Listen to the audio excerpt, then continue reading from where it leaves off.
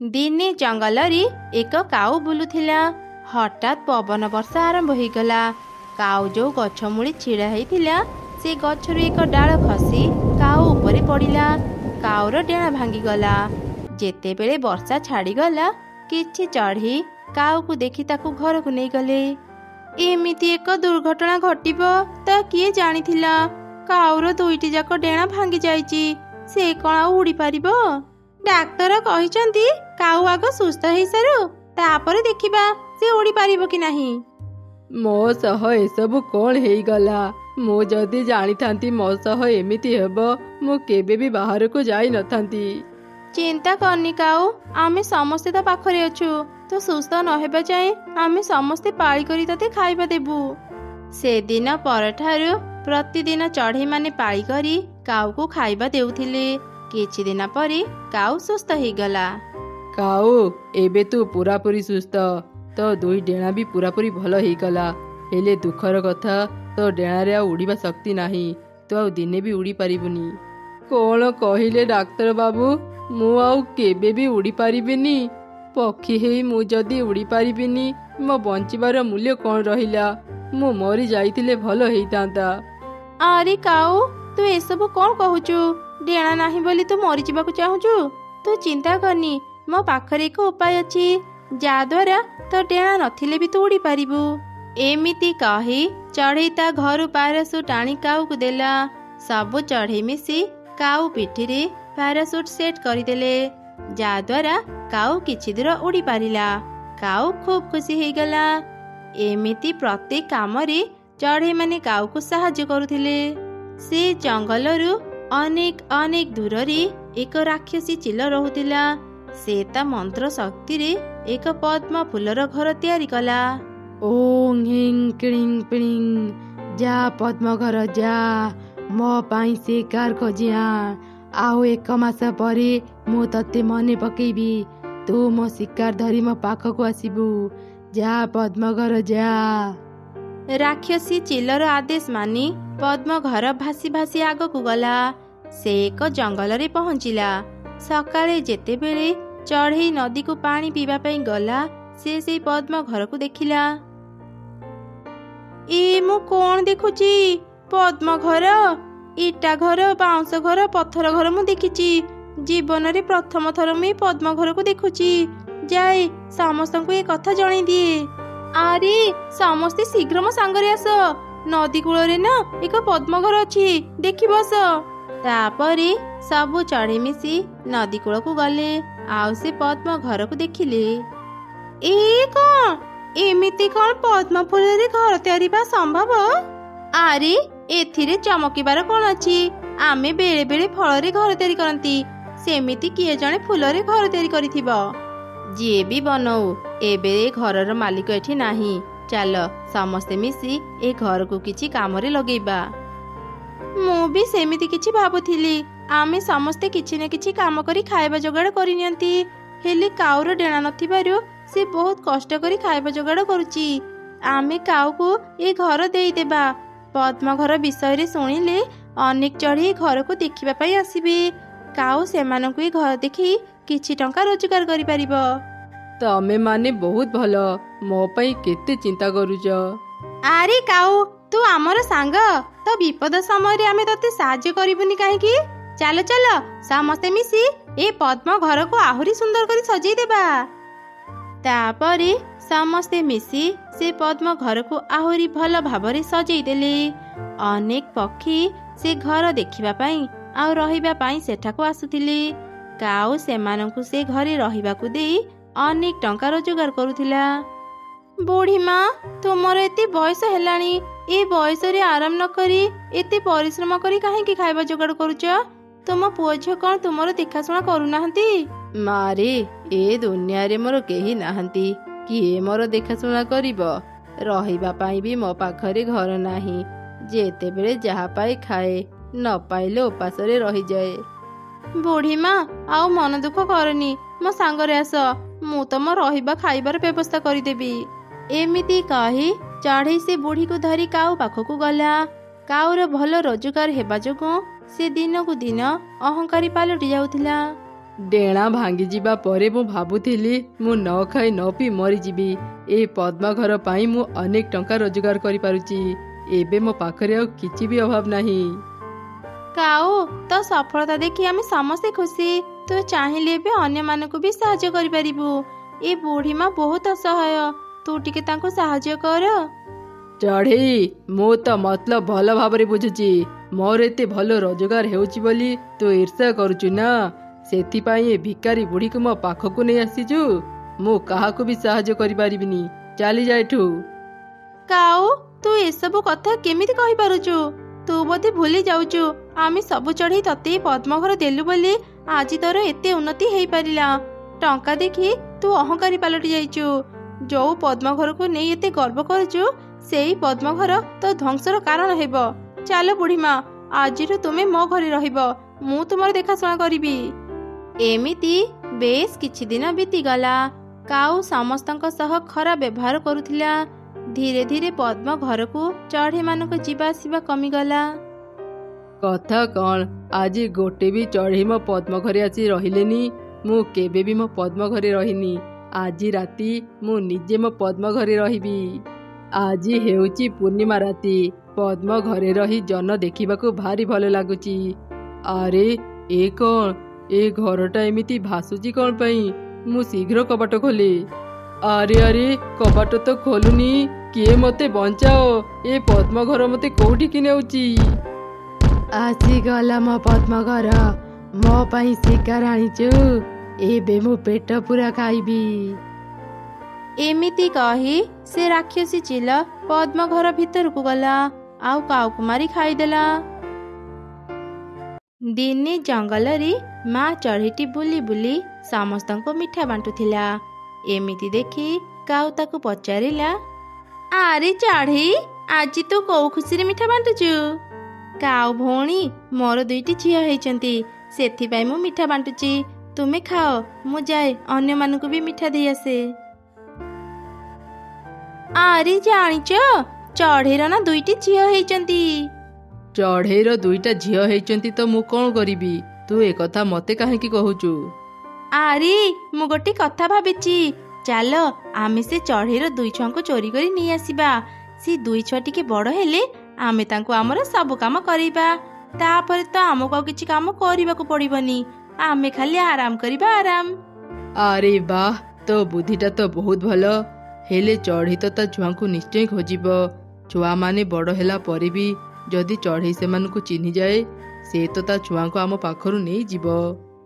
ନା ନା, ମୁଁ ସେମିତି ହେବାକୁ ଦେଇପାରିବିନି। ମୋ ପାଖରେ ଏକ ଉପାୟ ଅଛି, ଶୁଣ। ଏମିତି କାଉର ସ୍ତ୍ରୀ ତାକୁ ତା ଯୋଜନା କଥା କହିଲା। ସନ୍ଧ୍ୟାରେ କାଉ ଆଉ ତାର ସ୍ତ୍ରୀ କିଛି ପଥର ଧରି ଏକ ଗଛ ପାଖରେ ଲୁଚି ରହିଥିଲେ। ଯେମିତି ମା ଚଢ଼େଇଟି ନିଜ କାମ ସାରି ଘରକୁ ଫେରୁଥିଲା, କାଉମାନେ ତାକୁ ଦେଖି ତା ଉପରକୁ ବଡ଼ ବଡ଼ ପଥର ଫିଙ୍ଗିଲେ। ମା ଚଢ଼େଇର ମୁଣ୍ଡରେ ପଥର ବାଜିବା ଯୋଗୁଁ ସେ ଆହତ ହେଇଗଲା। କିଏ ମତେ ମାରୁଛ? ଦୟାକରି ମତେ ମାରନି। ମୁଁ ମୋ ଛୁଆଙ୍କ ପାଖକୁ ଯିବି। ତମେ 2 କାଉ ଏଠି ମତେ କାହିଁକି ପଥର ମାରୁଛ? ମୁଁ ତମର କଣ କ୍ଷତି କରିଛି? ଆମେ ଚାହୁଁଛୁ ତୁ ମରିଯା, ଆଉ ଆମେ ତୋର 2 ଛୁଆଙ୍କୁ ନେଇ ଆମର କାମ କରିପାରିବୁ। ଏମିତି କହି 2 କାଉ ପଥରରେ ପିଟି ପିଟି ମା ଚଢ଼େଇକୁ ମାରିଦେଲେ। ଏବେ ଚଢ଼େଇ ଆମ ରାସ୍ତାରୁ ହଟିଗଲା। ଆମେ ଏବେ ଆରାମରେ ତା 2 ଛୁଆଙ୍କୁ ନେଇପାରିବା। ଆରେ ଆରେ, ଏ 2 କାଉ ଏତେ ଦୁଷ୍ଟ। ଚଢ଼େଇ ଛୁଆଙ୍କୁ ଚୋରି କରିବା ପାଇଁ ଏମାନେ ତାଙ୍କ ମାକୁ ହିଁ ମାରିଦେଲେ। ମୁଁ ଯଦି ଏବେ ଏମାନଙ୍କୁ ଅଟକେଇବାକୁ ଯାଇଥାନ୍ତି, ଏ 2 କାଉ ମତେ ବି ମାରି ଦେଇଥାନ୍ତେ। ଏବେ ତ ମୁଁ ଏଠୁ ଚାଲି ଯାଉଛି, ହେଲେ ଦିନେ ଦିନେ ମୁଁ ଏମାନଙ୍କର ସବୁ କଥା ସମସ୍ତଙ୍କୁ କହିଦେବି। ଆରେ ଏ ଚଢ଼େଇର ଘର ତ ବହୁତ ସୁନ୍ଦର। ଆମ ଘରର ବହୁତ ଜାଗା ଭାଙ୍ଗି ଯାଇଛି, ହେଲେ ଚଢ଼େଇର ଘର କେତେ ମଜବୁତ ଅଛି। ଆଜିଠୁ ଆମେ ଏ ଚଢ଼େଇର ଘରେ ରହିବା। ସେମିତି ହେଲେ କେହି ବି ଆମ ଉପରେ ସନ୍ଦେହ କରିବେନି ଆମେ ଚଢ଼େଇ ଛୁଆଙ୍କୁ ଚୋରି କରିଛେ। ସମସ୍ତେ ଭାବିବେ ଚଢ଼େଇ ଛୁଆଙ୍କ ମା ନଥିବାରୁ ଆମେ ତାଙ୍କର ଯତ୍ନ ନେବା ପାଇଁ ଏଠାକୁ ଆସିଛେ। ହଁ, ତୁମେ ଏକଦମ ଠିକ କଥା କହିଛ। ଆଜିଠୁ ଆମେ ଚଢ଼େଇର ଘରେ ରହିବା। ଏବେ ଯାଅ, ଏଇ ଛୁଆଙ୍କ ପାଇଁ କିଛି ଖାଇବା ନେଇ ଆସ। ଏଇ 2 ଛୁଆ ଶୀଘ୍ର ବଡ଼ ହେଲେ ସିନା ଆମେ ତାଙ୍କୁ ଆମ କାମ କରିବା। ଆଚ୍ଛା ଆଚ୍ଛା, ଠିକ ଅଛି, ମୁଁ ଏବେ ଯାଉଛି। ଏ ମିଟୁ ଏଠି ଖାଇବା ଦୋକାନ ଖୋଲିଛି। ଟିକେ ଖାଲି ମିଟୁର ଧ୍ୟାନ ତା ଖାଇବାରୁ ହଟିଯାଉ, ମୁଁ ଶୀଘ୍ର ତା ଖାଇବା ଚୋରି କରି ନେଇଯିବି। ମିଟୁ ଭାଇ, ଭାରି ଭୋକ ଲାଗୁଛି, ମତେ ଗୋଟେ ପ୍ଲେଟ୍ ଖିଚୁଡ଼ି ଦିଅ। ଆଚ୍ଛା, ତମେ ଏଠି ବସ, ମୁଁ ଏବେ ଖିଚୁଡ଼ି ନେଇ ଆସୁଛି। ଏଠି ବସି ତୁମେ ଆରାମରେ ଖିଚୁଡ଼ି ଖାଅ। ସେପଟେ କାଉ କିଛି ଖାଇବା ଚୋରି କରି ଘରକୁ ନେଇ ଆସିଲା। ଏମିତି ବେଶ କିଛି ଦିନ ବିତିଗଲା। ଦୁଇ ଚଢ଼େଇ ଛୁଆ ଟିକେ ବଡ଼ ହେଲେ। ସେ ଚଢ଼େଇ ଛୁଆ ମାନେ କାଉ ଆଉ ତାର ସ୍ତ୍ରୀକୁ ହିଁ ନିଜର ଅସଲ ବାପା ମା ଭାବୁଥିଲେ। କୁନି ମୁନି, ତମେ ଦୁଇ ଜଣ ଏବେ ବଡ଼ ହେଲଣି। ଏବେ ତମେ ଦୁଇ ଭଉଣୀ ତମ ବାପାଙ୍କ ସାଙ୍ଗରେ କାମକୁ ଯାଅ। ହେଲେ ମା, ଆମେ ତ କିଛି ବି କାମ ଶିଖିନୁ, ଆମେ କ'ଣ କରିବୁ? କାମ ଶିଖିନ ତ କ'ଣ ହେଇଗଲା, ତମ ବାପା ତମ ମାନଙ୍କୁ କାମ ଶିଖେଇ ଦେବେ ନା, କ'ଣ କହୁଛ? ହଁ ହଁ, ଖାଲି ରାତି ହେଉ, ମୁଁ ତମମାନଙ୍କୁ ମୋ କାମ ଶିଖେଇ ଦେବି। ବାପା ବାପା, ଆମେ କ'ଣ କରିବୁ? ମୁଁ ଏଇଠି ବସିଛି, ଆଗରେ ଯୋଉ ଘର ଅଛି, ତମେ ଦୁଇ ଜଣ ସେ ଘର ଭିତରକୁ ଯାଅ। ସେ ଘର ଭିତରେ ଯାହା ବି ଟଙ୍କା ସୁନା ପାଇବ ସବୁ ଧରି ଶୀଘ୍ର ଏଠାକୁ ଚାଲି ଆସିବ। ଦିଦି, ଦେଖ ଦେଖ, ଏଠି କେତେ ଟଙ୍କା ସୁନା ଅଛି, ଚାଲ ଏସବୁ ଧରି ଶୀଘ୍ର ବାପାଙ୍କ ପାଖକୁ ଯିବା। ଆରେ ଭଉଣୀ, ମୁଁ ଅନ୍ୟମାନଙ୍କ ପାଖରୁ ଶୁଣିଥିଲି ଆମ ବାପା ସମସ୍ତଙ୍କ ଘରୁ ଚୋରି କରନ୍ତି, ଅନ୍ୟ ଚଢ଼େଇ ମାନଙ୍କୁ ବହୁତ ହଇରାଣ କରନ୍ତି। ଏ ଜିନିଷ ଆମର ନୁହଁ। ଏ ଘର ମାଲିକଙ୍କୁ କିଛି ନ କହି ଯଦି ଆମେ ତାଙ୍କର ଜିନିଷ ନେବା, ଆମେ ଚୋର ପାଲଟି ଯିବା। ହଁ ଦିଦି, ତୁ ଠିକ କହିଛୁ। ଆମ ବାପା ଭଲ କାମ ନ ଶିଖେଇ ଆମକୁ ଚୋରି କରିବା ଶିଖଉଛନ୍ତି। ମୁଁ ଚୋର ହେବାକୁ ଚାହୁଁନି ଦିଦି, ଚାଲ ଆମେ ଏଠୁ ପଳେଇବା। କିଏ ରେ, ତମେ ମାନେ ଖାଲି ହାତରେ ଚାଲି ଆସିଲ ଯେ, ଟଙ୍କା ସୁନା କାହିଁ କିଛି ଆଣିଲନି? ବାପା, ଆମେ ଚୋରି କରିବୁନି, ଆମକୁ ଭଲ କାମ ନ ଶିଖେଇ ତୁମେ ଚୋରି କରିବା ଶିଖଉଛ। କ'ଣ କହିଲେ ତମେ ମାନେ? ଚୋରି କରିବନି ତ? ଏବେ ମାଡ଼ ଖାଅ। ମା, ଆଉ ମାରନି ମା, ଭାରି କାଟୁଛି, ଆମେ ଚୋରି କରିବୁ ମା, ତୁମେ ଯେମିତି କହିବ ଆମେ ସେମିତି କରିବୁ। ଠିକ ଅଛି, ଏକଥା ଯେମିତି ତମେ ମାନେ ଭୁଲିବନି, ନହେଲେ ମୁଁ ତମମାନଙ୍କୁ ଆହୁରି ପିଟିବି। ଭଉଣୀରେ, ଆମେ ଏଠି ଆଉ ରହିବାନି, ଚାଲେ ବହୁ ଦୂରକୁ ଚାଲିଯିବା, ନହେଲେ ବାପା ମା ଆମକୁ ପିଟି ପିଟି ଚୋରି କାମ ଶିଖେଇବେ। ହଁ ଦିଦି, ଚାଲ ଆମେ ଆଜି ହିଁ ଏଠୁ ଚାଲିଯିବା। ବାପା ମା ଶୋଇଛନ୍ତି, ସେମାନେ ଉଠିବା ପୂର୍ବରୁ ଚାଲେ ଶୀଘ୍ର ହିଁ ଘର ଛାଡ଼ି ଚାଲିଯିବା।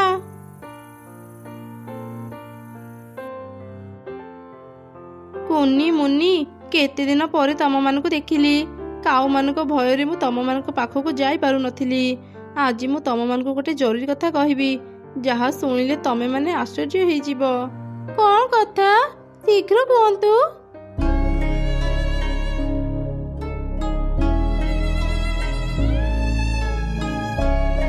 କ'ଣ କହିଲ?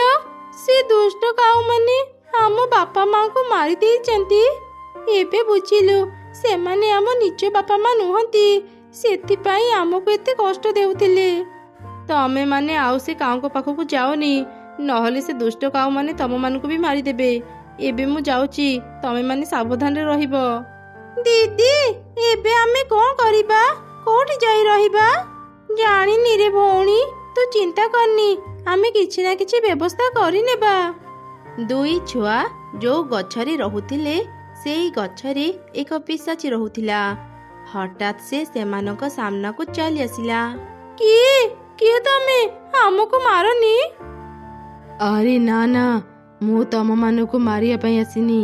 ମୁଁ ଏ ଗଛରେ ରହି ସେ ଚଢ଼େଇର ଆଉ ତମ ଦୁଇ ଭଉଣୀଙ୍କର ସବୁ କଥା ଶୁଣିଛି। ମତେ ଭୟ କରନି, ମୁଁ ତମ ଦୁଇ ଛୁଆଙ୍କ ମା, ତମେ ମାନେ ମୋ ଝିଅ। ମତେ ଦୁଇ କାଉ ମାରିବା ଯୋଗୁଁ ମୋ ଆତ୍ମାକୁ ଶାନ୍ତି ମିଳିଲାନି। ମୁଁ ଏକ ପିଶାଚି ପାଲଟି ଗଲି। ମୁଁ ଏ ଜାଗାରେ ବନ୍ଦୀ ଥିବାରୁ ସେଇ କାଉମାନଙ୍କୁ ମାରି ପାରୁନଥିଲି, ହେଲେ ଆଉ ନୁହଁ, ଏବେ ମୁଁ ସେ କାଉମାନଙ୍କୁ ଜମା ବି ଛାଡ଼ିବିନି। ମା, ତୁମେ କ'ଣ ସତରେ ଆମ ନିଜ ମା? ଆମ ପାଖକୁ ଫେରି ଆସ। ଆମେ କଥା ନ ମାନିଲେ ସେ କାଉମାନେ ଆମକୁ ଅନେକ ପିଟନ୍ତି। ମା, ଆମେ ଆଉ କୁଆଡ଼େ ବି ଯିବୁନି, ଆଜିଠୁ ତୁମ ସାଙ୍ଗରେ ରହିବୁ। ନାଇଁ ରେ ଧନ, ସେମିତି ଆଉ ସମ୍ଭବ ନାହିଁ। ମୁଁ ତମମାନଙ୍କ ସାଙ୍ଗରେ ରହିପାରିବିନି, ହେଲେ ହଁ, ମୁଁ ତମମାନଙ୍କ ପାଇଁ ଏକ ଘର ତିଆରି କରିଦେବି। ସେଠି ତମେ ଦୁଇ ଭଉଣୀ ସବୁ ସୁବିଧା ପାଇବ ଆଉ ଆରାମରେ ରହିପାରିବ।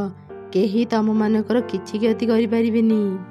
ଏମିତି କହି ମା ପିଶାଚିଟି ତା ଦୁଇ ଛୁଆଙ୍କ ପାଇଁ ସେଇ ଗଛରେ ହିଁ ଏକ କେକ୍ ଘର ତିଆରି କରିଦେଲା। ଦୁଇ ଛୁଆ ସେ ଘରେ ରହିଲେ। ଦିନେ କାଉ ଆଉ ତାର ସ୍ତ୍ରୀ ରାତିରେ ଚୋରି କରିବାକୁ ବାହାରିଥିଲେ।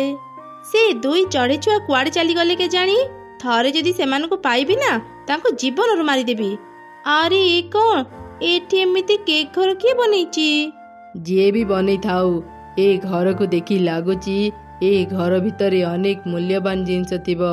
ଚାଲ ଆମେ ଏବେ ହିଁ କେକ୍ ଘର ଭିତରକୁ ଯିବା। ଯାହା ବି ପାଇବା ଚୋରି କରି ନେଇଯିବା। ଦୁଇ କାଉ ଯେମିତି ସେ କେକ୍ ଘରରେ ହାତ ଦେଲେ ସେ ଦୁଇ ଜଣ ବି କେକ୍ ପାଲଟି ଗଲେ। ଆରେ ଆମ ସାଙ୍ଗରେ କ'ଣ ହେଇଗଲା? ଆମେ କେକ୍ କେମିତି ପାଲଟି ଗଲେ? ସେହି ସମୟରେ ମା ପିଶାଚିଟି ସେଠାକୁ ଆସିଲା ଆଉ ଦୁଇ କାଉଙ୍କୁ ଦେଖି ଅନେକ ହସିଲା। ଏ କେକ୍ ଘରକୁ ମୁଁ ବନେଇଛି। ଯିଏ ବି ମୋ ଦୁଇ ଛୁଆଙ୍କର କ୍ଷତି କରିବାକୁ ଆସିବ ସେ ନିଜେ କେକ୍ ପାଲଟି ଯିବ। ମୁଁ ତମ ଦୁଇ କାଉଙ୍କୁ କେବେଠୁ ଅପେକ୍ଷା କରିଥିଲି। ଆଜି ମୋତେ ସୁଯୋଗ ମିଳିଛି। ଆଜି ମୁଁ ତମମାନଙ୍କୁ ଛାଡ଼ିବିନି। ଏମିତି କହି ମା ପିଶାଚି ସେ ଦୁଇ କାଉଙ୍କୁ ଖାଇଦେଲା। ତା ଆତ୍ମାକୁ ଶାନ୍ତି ମିଳିଗଲା। ସେ ସବୁଦିନ ପାଇଁ ସେ ଜାଗା ଛାଡ଼ି ଚାଲିଗଲା।